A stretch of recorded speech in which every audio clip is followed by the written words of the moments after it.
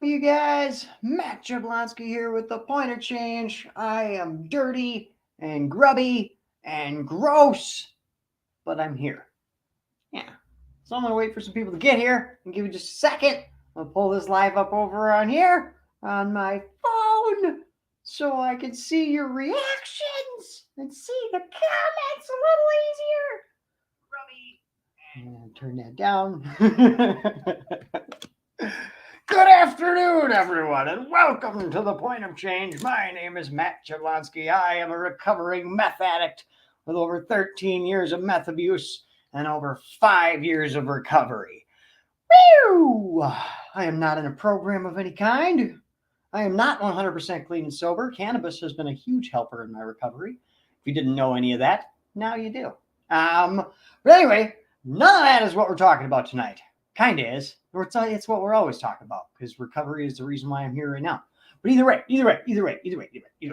Okay, I'm super excited. Anyway, so for last week, I've been training on first shift, learning how to be the lead in my department at my job. Right? They transferred me over to first shift for a week so I could train with the big dogs on first shift and they could teach me properly how to lead the line. So I've been doing it almost a week now. I'm doing great. I'm kicking ass. I'm having a lot of struggles in my brain, of course. I suffer with a lot of problems. Anxiety, depression, negative self-talk is a big one that I have a problem with. But either way, this week I've been doing all right. What's up, guys? Give us some likes, loves, hit that heart button down there. Share this video out if you don't mind. You don't have to. This isn't a really big one that needs to be shared. But hit those heart buttons and stuff like that so that Facebook ups the priority and shows other people this video because I at least want people on my page to see this video. So it'll help me out a huge if you just hit the heart button. Thank you. Either way. What was I saying? I'm training on first shift to be the lead in my paint department at my job, and it's going really well. But my supervisor came to me today, and he was like, "Hey, would you be okay with staying another week on first shift and getting another week of training?" He's like, "I'd like for this week." I'm shadowing Steve is the name of the lead on first shift. I'm shadowing him all week. I go where he goes. I watch what he does. I write down everything. Like, that's my whole job this week.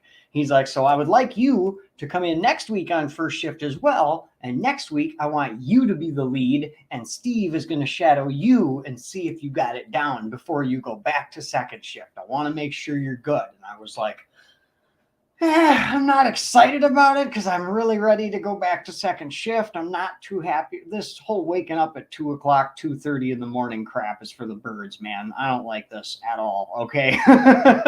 But the guys on first shift aren't bad. They're good guys. So I'm having a decent time, and I like the guys I'm learning from. So it's all right. So I'm going to have another week of training on first shift. But right at the end of the day. Okay. Now I have been getting a little pushy. I've been getting a little freaking not pushy, but ramroddy. Okay. In my own head, I'm getting a little ramroddy because there's a lot of things about this place that I know I can improve. Like I know I can make this place run better if you just give me the chance. Just give me the reins right now, and I know I can do it. I know I can assemble this team, and I can put us in a good position. I just know I can, right? So in my head, I'm getting ahead of myself, thinking of all these different things that I could change when I'm not even totally into the position as a lead yet. So I'm not totally in the position to be able to make the changes that I would like to change yet, right?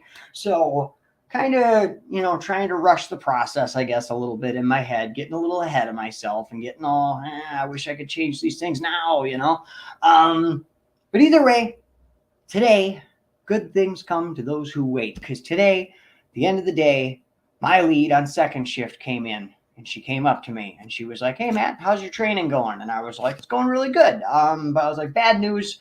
They want me to stay on first shift for one more week for a little more for extra training. So I'm not going to be back on second shift yet." And she was like, "Oh, that's fine. That's good. I'm glad that you're getting extra training." I was like, "Yeah, me too."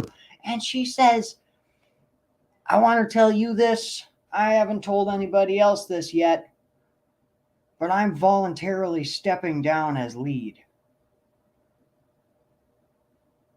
Bro,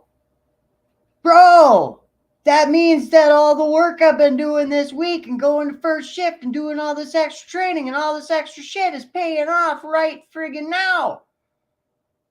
I guess I was thinking there would be more hearts coming up when I said that. But either way, you guys aren't picking up what I'm putting down. If you're not hitting the heart button right now, I'm obviously not emphasizing enough. How freaking cool is that? Okay? Like, dude, I'm so freaking pumped. I can't believe she just said, like, I voluntarily stepped down. I was like, blah, I'm going to be the lead. Real freaking quick. Mr. 13 years of meth abuse, Mr. Fake Teeth, Mr. freaking 5'4" from a town of 315 people, little tiny dude, never thought he'd amount to nothing. Me, I'm going to be the lead. Yeah, I'm going to be the lead in my department. And I'm a motivational speaker. And Tommy Chong's coming on here next Tuesday. This Tuesday, 4 o'clock, 2/22/22. Here, the point of change. Tommy Chong, me, Tommy Chong, talking about cannabis, talking about addiction, talking about how cannabis can help people with addiction, talking about how it can help people with withdrawals, how it can help people with detox, how it helps people with mental illness problems. We're going to be talking about CBD. We're going to be talking about THC. We're going to be talking about all that stuff. More and more people are accepting my path to recovery and like cheering me on and congratulating me on my time away from meth and all that stuff. And like, I'm seeing a huge change in the world. I'm seeing a huge change in myself. And I'm super friggin' pumped. I am so friggin' pumped today. Like, holy crap, man. And the rewards, the blessings are just like, here you go, man. Here you go. It's coming in right now. We're going through the moon, right? Shayna, I can't make any hearts since I'm on my computer and not my phone. Dang it, Shayna. Get over on your phone. You gotta, come on. There's 24 people here. 10 of you still haven't hit a heart, okay? I can see the numbers, all right? I know that there's only 14 reactions to this video and 25 people here. Don't think I don't know, all right? I'm gonna go back and I'm gonna go through the names of who watched this video and who reacted to the video. And if you didn't react to the video, I'm gonna show up. All right, I'm gonna come over and I'm gonna teach you how to hit hearts on your phone. All right, that's what we're doing today. Angie, I'm so happy for you, Maddie. Love you, brother. Right on, Angie. Thank you. I am so friggin' excited. I'm just pumped. I'm pumped. Hey, Tori with 50 stars. Thank you so much, Tori. I appreciate that. Literally stopped driving so I could do hearts to Sarah. I will guilt trip you into hitting that heart button. I really will. I will do it. All right. Don't make me do it. Oh, Shayna. Now I'm here with hearts, Tiffany. I'm so happy for you. That's amazing. Right on, Tiffany. I'm freaking pumped. I'm so pumped, you guys. Like, everything in my life is upgrading right now, and it was freaking scary. Like just a week ago, staring down the barrel of this next couple weeks, and I was like, I just can feel it. Like everything is shifting right now. Everything is changing in my life. Everything is shifting into a new dimension of awesomeness, right? And you can feel it when it's happening, and you see it. I mean, it's not necessarily a metaphysical thing. Like it's not like I have some extra sensory that knows that the change is coming. It's like, you know, it is because like we're going in for I'm going in for training to be the new line lead. I mean, you know what I mean? Just went over 5 years of recovery. That's like you're in for some growth, right? That 5-year mark is huge stuff, man. I mean, every mark, every day in recovery is huge stuff. But after 5 years of pushing for a better tomorrow, I don't know, man. And I've heard it reported from other people too, that you hit this 5-year mark and it's like you have this huge freaking explosion in your life. And a lot of people, it can drive you to go back out. A lot of people lose it at those year marks. So watch yourself when you're coming up on your anniversaries, right? Because coming up on those anniversaries puts a little more pressure on you in your head anyways, at least mentally, it really does. So stay on your toes, man, stay on your toes. But when those changes come, like you have a huge option. You know what I mean? Like when these changes and these huge opportunities for growth and these new chapters that we enter into our life, you have this choice and like it can real easily be that thing that sent you back out. So make sure you're making the right choices every single day and showing up be in there. Like, that's the freaking secret to the universe, man. That's the secret to the universe right there, is just to show up. Even if you suck at what you're trying to do, if you just show up, you'll get better, and you're gonna advance at what you're doing, as long as you're focusing on it and, you know, trying to do better and just showing up. Even if you're not trying to do better, if you just show up every day, you're going to be advanced, because other people will, like, opportunities will open for you. Doors will just open, even if you do nothing, you know, other than just being there. But if you're actually pushing for those doors to open, knocking on those doors, running after those things, that's amazing. And you're unstoppable. You become unstoppable. I'm telling you, like, I got this job December 3rd. December 3rd, I started at this job. All right. Yes, I got a little experience working on a paint line. I had a couple of years experience. I've actually worked at this paint line before. And then I went to a different paint line. But now I'm back at this paint line. Only been there since February 3rd. And when they hired me, I was a rehire, of course. So, but when I came in for the interview and orientation and all that, they had us fill out a slip of paper and asked us what our goals were within 60 days. What are your goals here at the factory? And I wrote down that within 60 days, I would be the second in command in the paint department. That's what I wrote on there. Just big in the britches. All right. And within 60 days, I'm going to be the second in command, I said. And we're a little over 60 days now, but it's pretty crazy because it's a little over the 60-day mark. And I'm in training to be the second in command in the paint department. And then today I find out that that's not only is that going to happen, but the door just opened for me to make that next step into the actual, like, to be the freaking first in command in the paint department. You know what I mean? Like, that's freaking crazy that door just opened, and I'm going to take it. I'm going to take it. I know I'm going to do good. I just know I am. I'm nervous, a little nervous, because I've had some days this week that I'm like, holy crap. Had some days that really took a few notches off of the old mental illness belt on a few of these days this week. But so I know I'm going to face some struggles. And I know that when I go back to second shift, not having the personnel, because like first shift has all the all-stars, dude. First shift has people that have been there for a long time. They have people that know all of the freaking part numbers. They know all of the locations. They know what every part is. They like know it, you know. And second shift, we don't have that many people there that have a lot of experience. And honestly, it's kind of a shit show around there, which I kind of like, because it opens up a lot of opportunity for advancement and a lot of opportunity for growth and a lot of opportunity for me to fix some things and to make some improvements to the way procedures are going around there. And I really love that, you know. I love having those. I love having opportunities for me to do something, you know. So the idea that there's so many things that I can work on around there is just awesome, man. Let's see.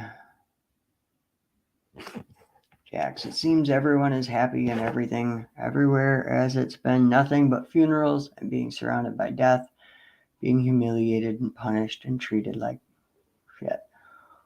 I'm sorry that you're having a rough time, brother, but that doesn't mean that the rest of us have to damper ourselves down to be, you know, sad and you know, and be. I'm sorry, man. Funerals happen, people die. You know, I'm really sorry for your loss, man. And I'm sorry that you're going through it. But having a bad attitude about it is not going to help you at all. And being upset that other people are happy when you're sad is not going to help you at all. Like, take some time for you, bro. Maybe it's not the best option for you to be here right now. Maybe you need to, you know, focus and do some prayer and do some meditation and think about some things and call some people and check in with your family and maybe check in with some of your close support system. And keep people close right now. You know, if you just lost some important people in your life, you need to honor that. You know, you got to honor that. Maybe get with a pastor or even go to a church and just be outside. If you have a church in your area that's got a prayer garden, we got a couple of them here in town that are freaking awesome. I love going to the prayer garden and just getting some prayers out. Sometimes maybe it's not the best to come to a thing like this if you're feeling some sort of way. If you're feeling some sort of way and you're open for, you know, and you want to feel and you want to see other people doing good and all that, then this is a great place to come. But sometimes if you're just in your feelings and we don't really want to see other people doing good. And that's okay too. It's okay to feel that way. I feel that way sometimes. Sometimes I get so pissed off, and no matter what you say or how good you try to cheer me up, I'm just not going to be cheered up. But, it's those moments that we need to realize that, hey, this is not the real me. This is just, hey, I'm feeling some sort of way. I got a lot going on in my life. And take some downtime, acknowledge that in yourself. Do some prayer and meditation and get it out, man. Let's see. Josh, shit got real quick, but in a good way, though. Yeah, that's what I was thinking on the ride home. I was like, shit just hit the fan, but like not in a bad way. You know what I mean? Like, but I mean, throwing feces into a fan is never a good thing. Never is that a good situation. But today, in my world, the most wonderful shit that could have been thrown at that fan was thrown at that fan. All right. It was like, I don't know, what's a better expression? The pudding hit the fan. All right. There's pudding everywhere. It's kind of like shit, but it's delicious. That's what happened in my life today. It looks like shit because it's a job. But whatever. Either way, I'm super happy that I'm advancing in like every area of my life right now is advancing and advancing and advancing and advancing. And I'm excited about it. And I'm pumped. Woo! And I got some new boots today. Yeah, the boot truck came to work. You get discounted boots. They come right from it's Rogan's Shoes, but they come over with a big truck full of shoes, full of boots. And here's the best thing about it. I got tiny ass feet. All right. I don't know if you can tell. See how tiny my little feet are? Here's for comparison. Here's a pen. All right. There's a pen. That is a normal pen. And that is not a bigger pen. All right. That is a normal size pen next to my actual foot. All right.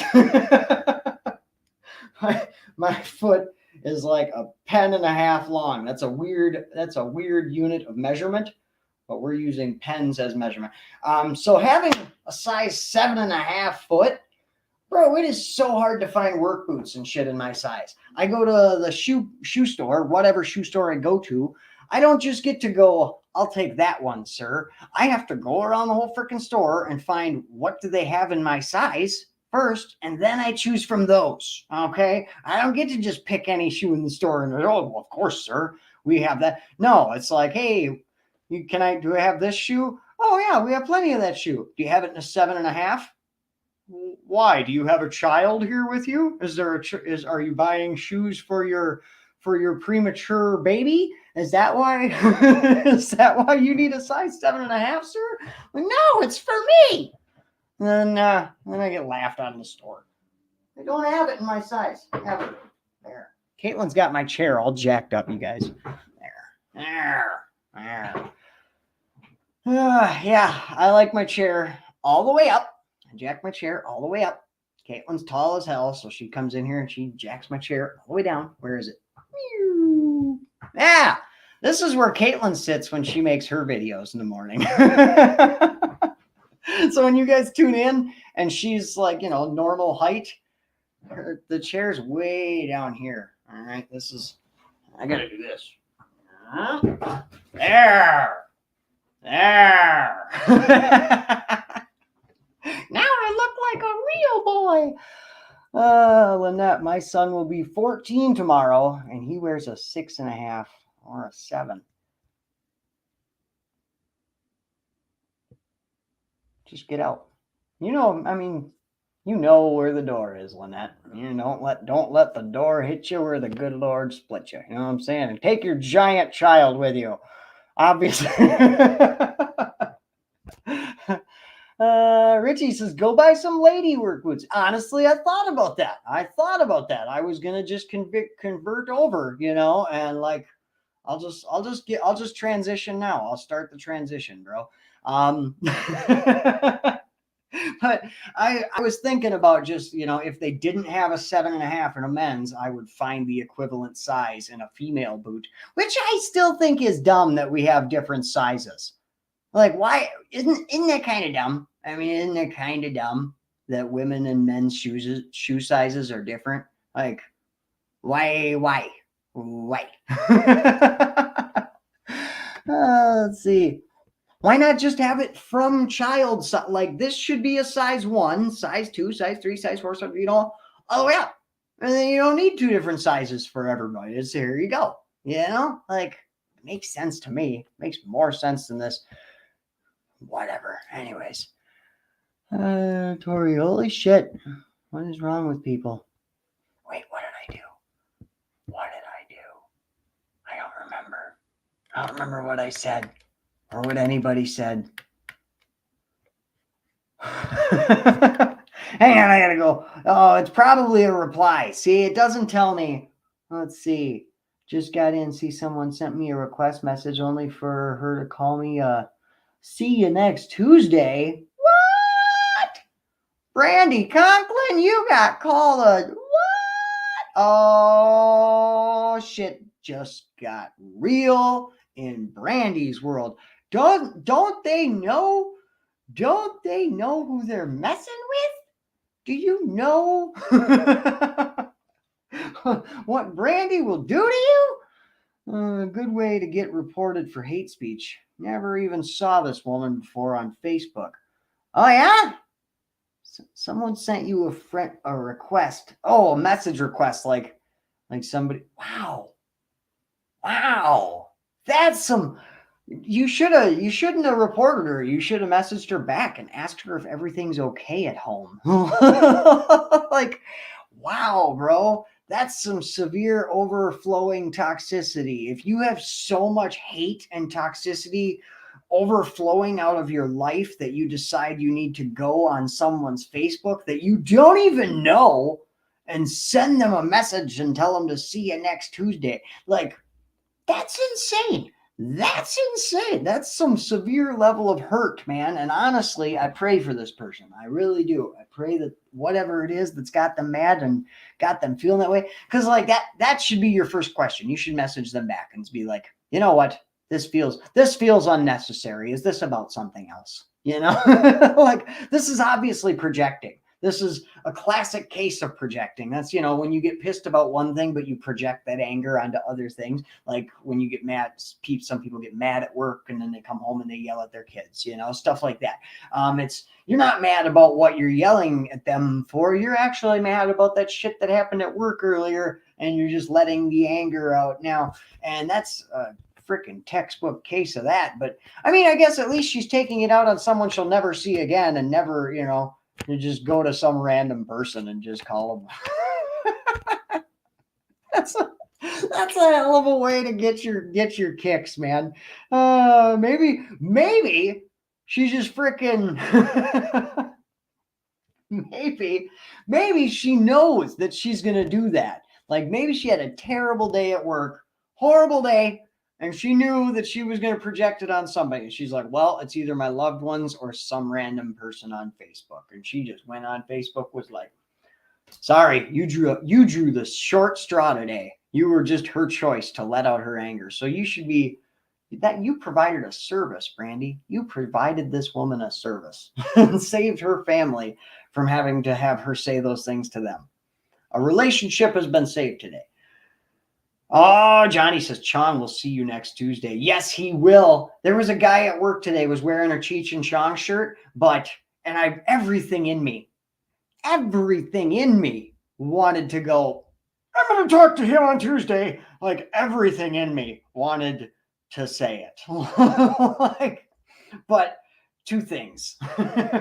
Number one, that's not very humble. Is not very humble to just find a reason to flex. Somebody's wearing a Cheech and Chong shirt and just be like, I'm going to talk to him on Tuesday. For two, people that wear Cheech and Chong shirts smoke a lot of weed. I don't smoke a lot of weed.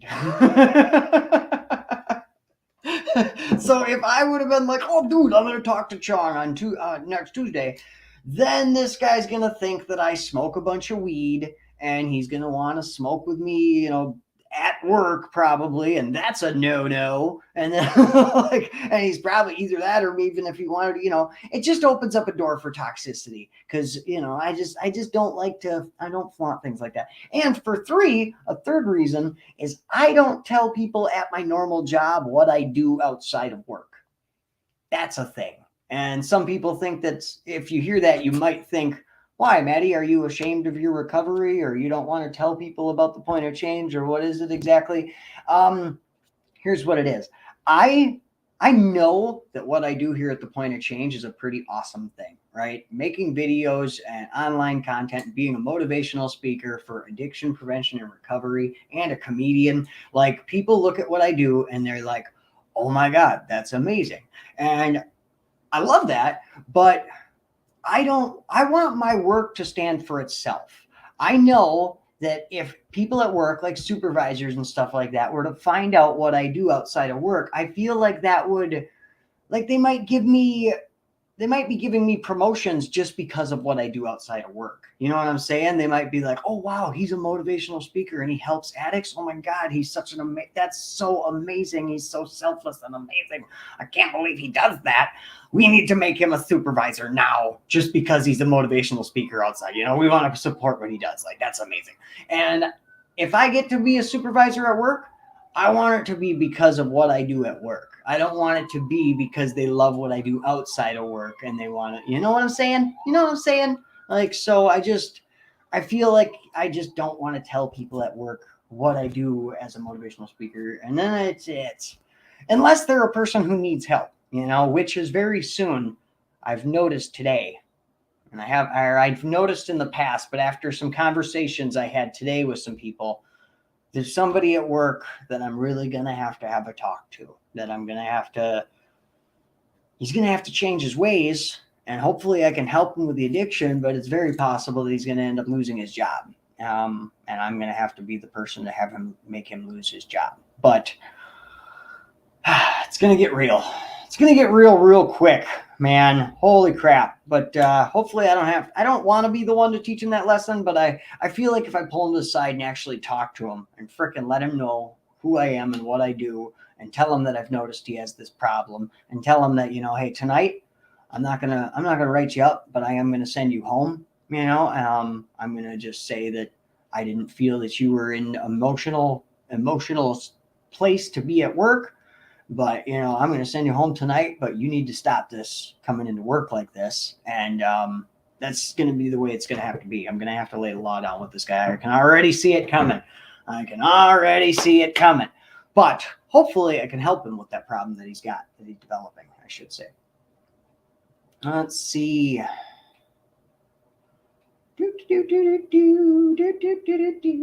Donna, good for you, Matt. They don't need to know all of that. Keep on keeping on, bro. You're doing great. Amen. And keeping yourself, keeping boundaries up is really important in recovery. And this job is actually where I found my first big example of why that's so important. I was working at this job back in my first year of recovery. I worked there. And this guy, I was actually the line lead, or I wasn't the line lead, but I ran Blackline back then. Now I'm going to be running the entire paint department. But either way, back then I ran just Blackline. And I had this guy start on the line one day, and he came in and he was working, and I was figured I'd talk to him. I was standing there changing the hooks out, and he was hanging parts. And I normally, on people's first day, I like to talk to him a little bit, get to know him, build a rapport, So I came up and I was like, hey, man, so where were you working before this? And that's usually my go-to for a conversation starter with the new guy is, where were you working before this? And he was like, actually, man, it's been a little bit since I had a job. He's like, but I was working construction. He's like, what did he say? I worked construction my whole life, but I kind of got into drugs and stuff. And this is kind of my new start, he said. I got this job here, and I'm staying clean and I'm going to work here. And that's my story, bro. Like, you used to work construction and you moved here, and this is your new start and this is your new job. Like, when he said that, it instantly my heart opened up to this dude. I was like, oh my God, that's the same as me. I used to do hard drugs and work construction, and now I'm working here to, this is my new start. So I opened right up to him. When he opened up to me, I was like, oh yeah, bro, I'm doing the same thing. This is my new start. I was addicted to meth for years, man. And he was like, oh, right on, bro. And then he leans in and he says, I don't have anything on me, but I'm going to get some tonight if you want some. Boom. Boom. That's why we keep healthy boundaries in recovery, bro. So I was like, no, bro. Not wink, wink, nudge, nudge. I'm clean. I mean, for real, I'm clean. And he was like, oh, yeah. Okay. Well, good, man. Right on for you. And about 5 minutes later, he asked me if he could go to the bathroom. He went to the bathroom. He was gone for like 20 minutes. I was like, where the hell is this dude? I went looking for him. He hit the time clock, punched out, and he was gone, dude. He quit. He walked off the job on the spot for that. And that was my first run-in with it proved a few things. One, it proved you got to keep healthy boundaries. You do not tell every single person you meet immediately about your recovery, because active addicts like to tell the lie that they're clean. They really do. And anybody who, if you guys remember that, I did that like crazy. I don't know if anybody else here did that, but I used to tell everybody that I was clean. I never told people that I was doing drugs. I mean, except for my drugging buddies, but like my family, people at work, things like that. And for some of us, that was kind of a hint, wink, wink, nudge, nudge. Oh yeah, I used to do drugs too. Wink, wink. You know what I'm saying? So when you say I'm in recovery or I'm clean or I used to do drugs, if somebody around you still does drugs, some of them take it as oh, hey, I'll go see if that dude. And if they don't, they might have the idea of, hey, I can relapse him and then he'll buy dope and then I can freaking get dope from him, or I can middleman some deals. So, because addicts love to relapse other addicts. Sometimes we do it unknowingly. Sometimes it's a literal like, hey, cool. That if I can get that guy to do drugs again, then he'll be buying dope, and that's another person to have dope in my circles. Then he can get me high. So you gotta be careful. And secondly, that was the first time of finding the truth behind, if you tell the devil no to his face, he will flee from you. And that is a real statement, bro. That is real as hell. If you tell him no to his face, he is gone.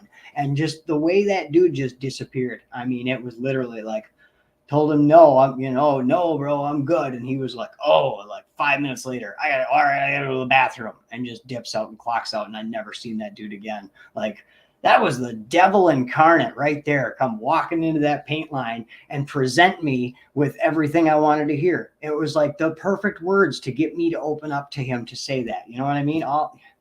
It was like, after he left, I was like, was that dude even freaking real, bro? Like, was that an apparition that just came in here and did this to me? Let's see. Brandy, I was a selfish addict. I would not share. Yeah, I guess no, I wasn't that way. I wanted, like, I was selfish and, wanted my own, but I never had money. I never had a job. I was a middleman is what I was. That's the best way to describe to you what my addiction was I was the middleman. I never had money and I never had dope, but I knew people that had money and I knew people that had dope, and I could figure ways to get myself high in the meantime, either sell enough bags for them and they give you your own bag, or stealing out of every bag I sell, or just straight up ripping people off and running away with their dope. Like, well, that was my life. I became the dealer, Maddie. Your name was Maddie too? You became the dealer, Maddie? Oh, you don't want to be the dealer, Maddie. You got to be a regular Maddie. I'm a regular Maddie now, and I'm so much better off as a regular Maddie. You don't want to be dealer, Maddie. Get away from being dealer, Maddie. Been clean for a year. Wink, wink, says Brian. Yeah, see? Brian knows he's picking up what I'm putting down. Dang, that's crazy. Oh, man, I tell you, the devil has a real short playbook. He really does. The devil doesn't have very many tactics he can pull on you, right? He uses the same old bullshit over and over and over and over and over and over and over. The problem is, as humans, we freaking fall for some of his traps over and over and over and over and over and over. but his playbook is real small. And once you figure him out and you see through his game, man, it's pretty freaking obvious, bro. It's pretty friggin' obvious. He doesn't come to you with the horns and the tail, like, you know, he's not going to show up with the devil wings and the fire and the horns, because then you'll know who he is and you'll run away.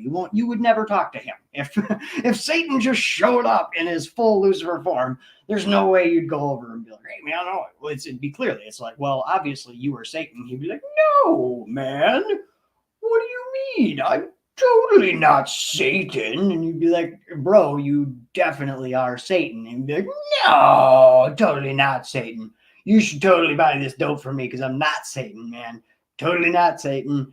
Remember that, not Satan. Okay, now that we got that cleared up, here's some dope for you.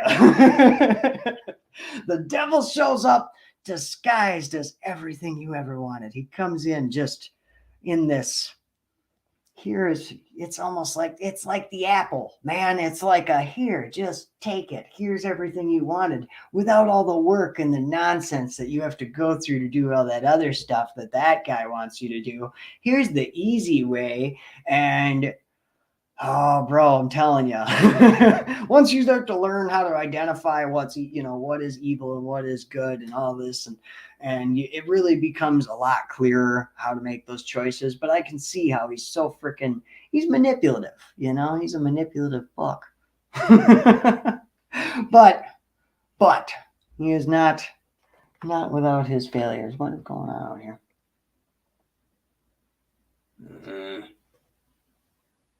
Yeah. Got to put a meth head next to an open window. I'm just like, what is going on out here? What are those neighbors doing? Let's see. Coming on down. Here we come down. Brandy, and I could not message that lady, Maddie. She called me what she called me, then blocked me. All I could do was report her for hate speech. Oh. Right on. Whatever. Let's see. Tori made the hardest decision today. We are going back on the road, by the way. I am a truck driver's daughter. Oh, yeah? My daddy was a truck driver. I'm sorry. What was your decision, if you don't mind sharing it with us? I would love to hear what this hardest decision was that you made today. But or wait, that was the hard decision? Was that you're going back on the road? Or was there something else? Either way, props to your dad on driving that truck. Lynette, have you been able to talk to Caitlin about staying on second another week? Yeah, I talked to her. I made sure I talked to her before I even told him that I was good. Like, those are decisions we make together. We make every decision together. But I already knew I was going to do it. Like, as soon as he brought it up, I was kind of like, I'm not excited about it, but it is doable.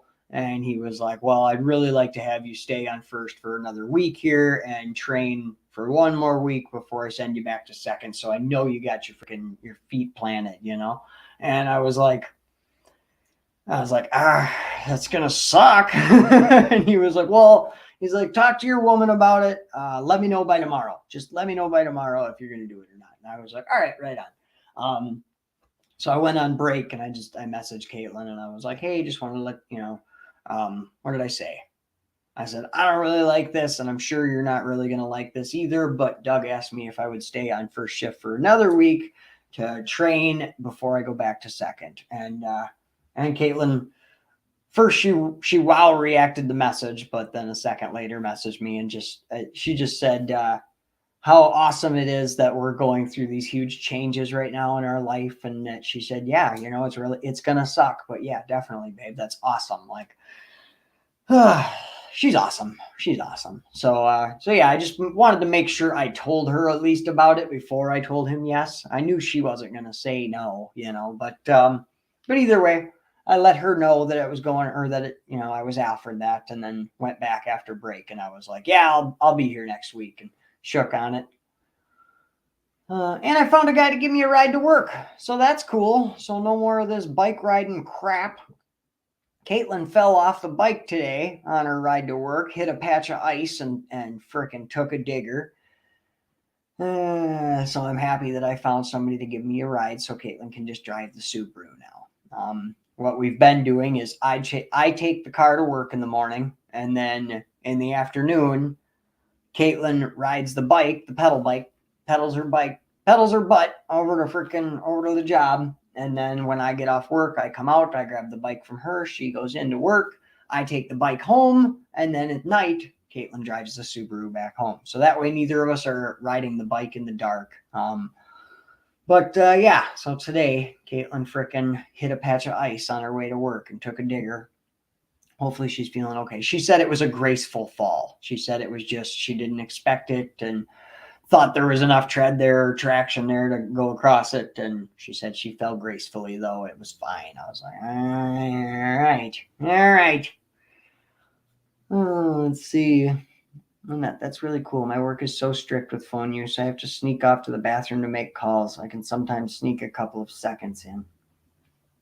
Well, we're pretty strict about cell phone use too, but you can use your phone on your break. I have the ability. I will be allowed to be on my phone at work, but only for work purposes because I will have a work email. Now that I'm going to be a lead.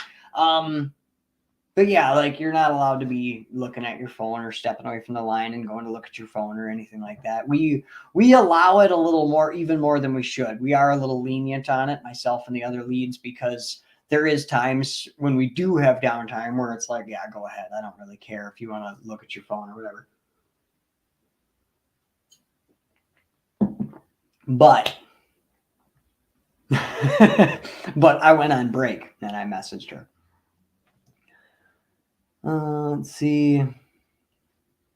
Oh, Pam's got a t-shirt here. She sent me a picture of it. It says service human, do not pet. I like it. I like it. That's funny. That's funny. I got yelled at by a disabled person once because I tried to pet their dog. They were really mean about it.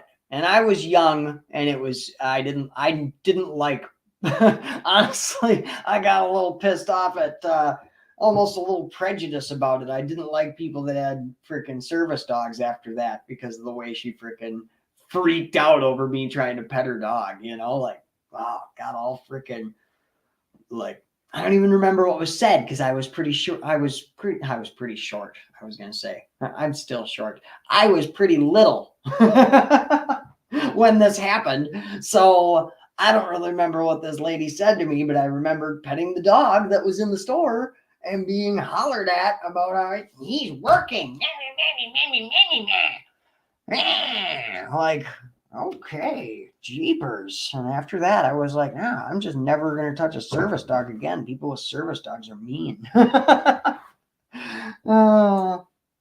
Let's see. Brandy, my job is my phone. That's kind of nice. Kind of nice. Just remember to take breaks away from it. Okay. I have been doing this stuff as far as motivational speaking and making live videos for 4 years and stuff. And make sure you're taking personal time. I know you're going to say, I know, Maddie, I know, but just make sure you're taking personal time. And I see some of them ladies out there. I know I'm friends with quite a few of them ladies that make these makeup videos and all this stuff.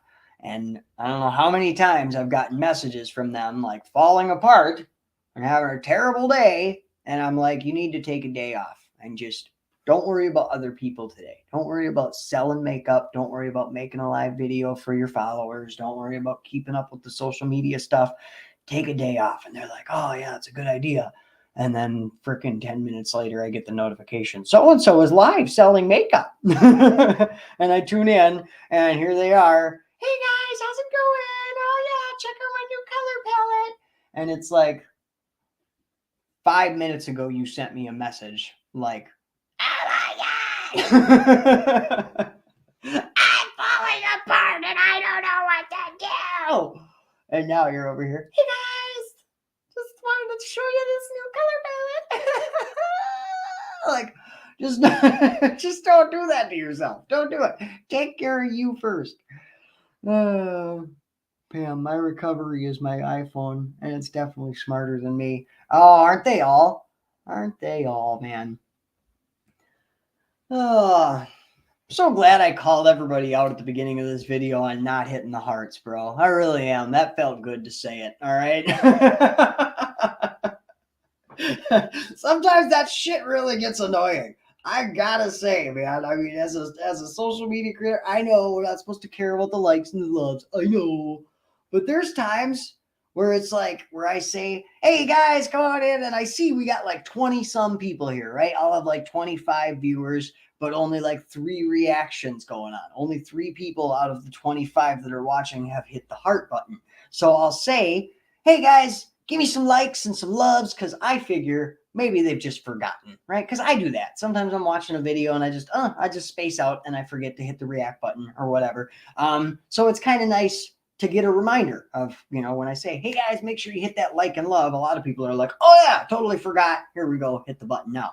But sometimes we're at like, 25 people here. Only 4 people have reacted. I'm like, "Hey guys, give me some likes, give me some loves, blah, blah, blah, blah," do that stuff. And it goes up by 1. It'll go up to 5 reactions. And I'll give it a little bit and I'll wait. And I'm like, "All right, you fuckers, you fucking freeloaders out there, just not gonna hit the damn button. All right, give me a comment at least so I can say your name, and then maybe you'll give me a like, huh?" It's whatever. It's whatever. But it does. It really helps the page, and it helps me spread this message, and it helps Facebook know that these videos are liked, so it shows them to more people. So otherwise, it's not even a matter of you sharing it out so new people see it. Facebook won't even show it to the people who are following my page. If nobody's reacting to your video, like, they won't even, like, I have 15,000 followers and maybe a few hundred get shown my videos. Maybe a few hundred of the thousands of people that follow my page even see the videos come up in their notifications or anything, or in their live or in their newsfeed or anything. So that hitting those buttons really does help on a lot of levels. Yeah. So hit the buttons. Hit the buttons.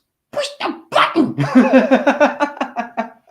And on a whole nother level, it's a huge helper for me as a live speaker, because if I got an audience in front of me when I'm talking, you can kind of gauge the audience. You can look around and see how many people are tuning out and looking at their phones, and you can see how many people are still actively engaged. You can hear laughter when you tell a joke. You actually get a response out of the audience, or you can see if they're crying, or you can see if they're nodding along and agreeing with what you're saying. But when I'm up here on this screen, I'm just staring at a picture of myself. All right. It's just me is all I'm looking at. So the reactions are like, that's my way of seeing your face. That's my way of knowing if you're picking up what I'm putting down. Do you like what I'm saying? Did I make you laugh? Am I hitting the right chords that I'm supposed to be hitting? That's my way of keeping up with my audience. And I got to say, as far as that goes for a purpose of it, it's an amazing tool. Amazing tool. I've always thought it's really cool how well seeing those hearts float up and stuff, how well that takes the place of an audience clapping and the laughy faces coming up, how much that actually feels like you guys are laughing at my joke when I say it. Like, "Brandy, my children got a kindness bingo game to mark off this week, and then it can be entered into a family basket prize." Oh, nice to see schools promote kindness. Right on. That is a nice thing. I love that. Lately, I have been trying to call myself out on not going the extra mile, and on not loving everybody, and on make sure I give some compliments. Like, I've been yelling at myself during the day. Like, I'll walk past somebody and I'll think in my head, "Hey, I really like his shirt."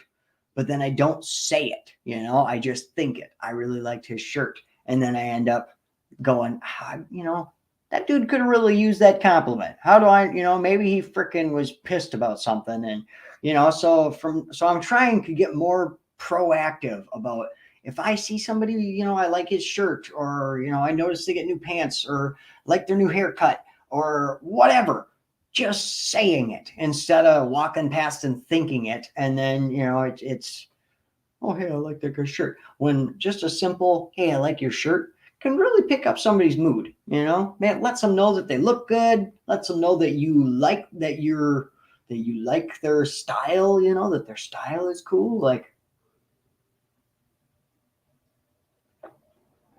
just little things that I'm working on in my life, because sometimes I feel like I could spread more love. There's more love that could be spread, and I fall short every day of spreading all the love that I could spread. Lynette, I have been making lots of compliments and just generally talking, and I've gotten lots of smiles. Right on. Beautiful, Lynette. Beautiful. Let's see. Pam, I needed to hit the 3 small white dots in the upper right corner of my screen and turn on notifications for Caitlin to get notified she was on, like I'm with you.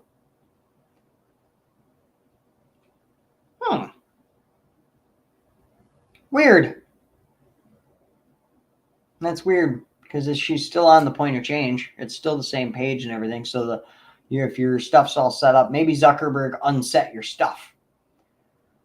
Let's see, Brandy. Yeah, I had someone be really rude about it. Most people don't realize that service dogs, they are working, and it interrupts them from their job. But it may take the dog have habits and stop working their job. I get it now, but some people and children don't know. All I needed is a kind explanation as why you can't pet the dog. Yeah. A simple, just a nice response, and not such an angry freaking, like, the audacity that this child tried to pet your dog that you have in the store. You know what I mean? Like, how dare this child try to pet my beautiful puppy? I would have the worst service dog ever. I really would, because I am terrible, dude. I spoil dogs like a motherfucker. I am not one for having Tay-Tay is very well mannered, if you ask me. Other people might not like her manners. I love her manners. I think she's perfect. She's my perfect little princess, and everybody will leave her alone. But either way, I am not a strict dog owner. The way I see it, I'm going to live for like 70 years. This little adorable creature next to me is going to have what? Like the best of luck in the world, and she'll live 20. That'd be crazy for a dog. Like, even for a dog to live to 20 is pretty old, That's best chances. Most likely 14, 15 years, that's it, kaput. So why in the hell would I make her live a life of like being all freaking strict and like by the books, and don't you bark, and don't you freaking beg for food, and don't freaking ever do this, and don't ever do that, and stay down, and quit doing that, and quit doing this. And people love having dogs as long as the dog doesn't do dog things. You know what I'm saying? We just train our dogs to stop barking, stop jumping, stop playing, stop doing this, stop doing that. I wish he didn't shed. I wish he didn't bark. I wish he was quiet. I wish he didn't growl. I wish I didn't have to take him outside. I wish he didn't poop. Like, it's a dog. It's supposed to do all that shit. All of those are things that a dog does. Every one of them. Every one of them things is a thing that a dog does, Like, let them motherfuckers be dogs, I'm very relaxed about my dog. Super relaxed about my dog. Other people, if you want to train your dog to be all submissive and freaking have yourself to me, I don't want her to be like some subservient animal, Oh, you are here to please my eye, and you are here to be pleasing to me. Like, I want her to have a good life as well, I'm so happy that she's here for me, but I'm also here for Tay-Tay, I am here for the tater tot. Let's see, Tay, that is weird. I'm really getting you both, so I'm happy. Right on. Caitlin probably shared the love to her page so she could see the comments. I don't think so. She can see the comments just fine. She just didn't know what she was doing that first day. Comments are She normally pulls it up on her phone. That's what I'm doing too, which sucks because now I have to look at myself twice. Sometimes it's awkward staring at yourself. That's why a lot of times when I'm talking, I'll be looking at my desk and looking at the wall, looking out the window and stuff, and just talking, because sometimes looking at myself while I talk is weird. It's really weird. Oh, my hair is ridiculous. It's getting long, you guys. It's getting long. Holy crap! Starting to get that Casey Makes Music thing going on. Got just the shaggy top of my hair and this Superman curl. Oh yeah, Superman. Caitlin probably sure. No, I already read that one. Pam says Tay Tay isn't spoiled. Maddie is well trained. Oh, that's very true. That is very true. A lot of times I think that like she does got me trained. She really does. She's like, here, human, hook the leash to my collar, human. Hook it to my collar. Good job, Maddie. Good job. You're such a good boy. Okay, now hold on to your end. You got it? Good boy. All right, now open the door. Open the door, boy. Open the door. Oh, good, Maddie. Good job. Now we'll go outside.